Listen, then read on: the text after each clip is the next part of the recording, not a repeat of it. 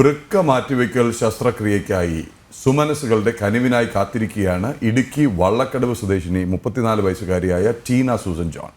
ഇരു വൃക്കകളും തകരാറിലായതോടെ കഴിഞ്ഞ 1.5 വർഷമായി ഡയാലിസിസ് ചെയ്താണ് ടീനയുടെ ജീവൻ നിലനിർത്തുന്നത്. അമ്മ വൃക്ക നൽകാൻ തയ്യാറാണെങ്കിലും സാമ്പത്തിക പ്രതിസന്ധിയാണ് വെല്ലുവിളി ഉയർത്തുന്നത്.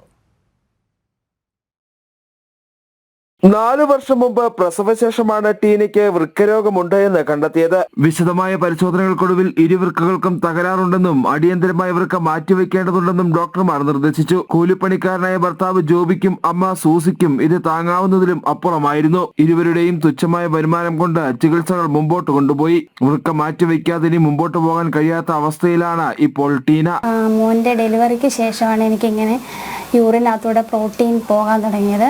അപ്പോൾ നമ്മളത് ശ്രദ്ധിച്ചില്ല. അതിനുശേഷം ഏകദേശം 1 വർഷത്തിന് മുമ്പ് പുഷ്പഗിരി ആശുപത്രിയിലെ ട്രീറ്റ്മെൻറ്റിൻ്റെ ഭാഗമായിട്ട് പോവുകയും അപ്പോഴാണ് അറിഞ്ഞത് ഒരു നെഫ്രോട്ടിക് സിൻഡ്രം ഉണ്ടെന്ന്. അങ്ങനെ അതിനുവേണ്ടി 1 വർഷമായിട്ട് മരുന്ന് കഴിച്ചുകൊണ്ടിരിക്കുകയായിരുന്നു. മരുന്ന് കഴിച്ച് പഥ്യം നോക്കി വരികയായിരുന്നു. ശേഷം ആ സമയത്താണ് ഞാൻ എൻ്റെ വീട്ടിലേക്ക് പോയത്. അവിടെ ചെല്ലുന്ന സമയത്ത് എൻ്റെ കാലിൽ എന്തോ വിഷമുള്ള എന്തോ ഒരു കടിക്കുകയുണ്ടായി.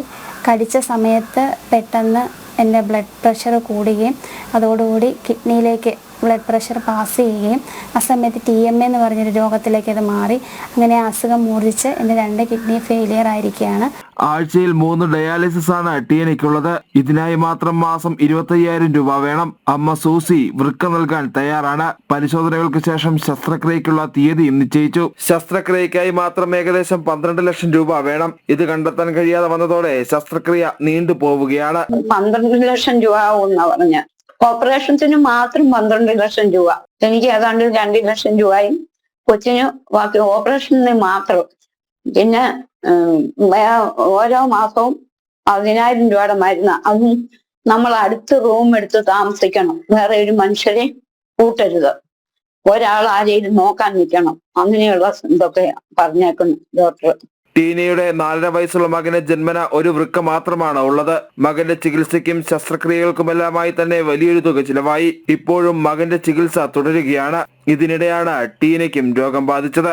ജനം, ഇടുക്കി.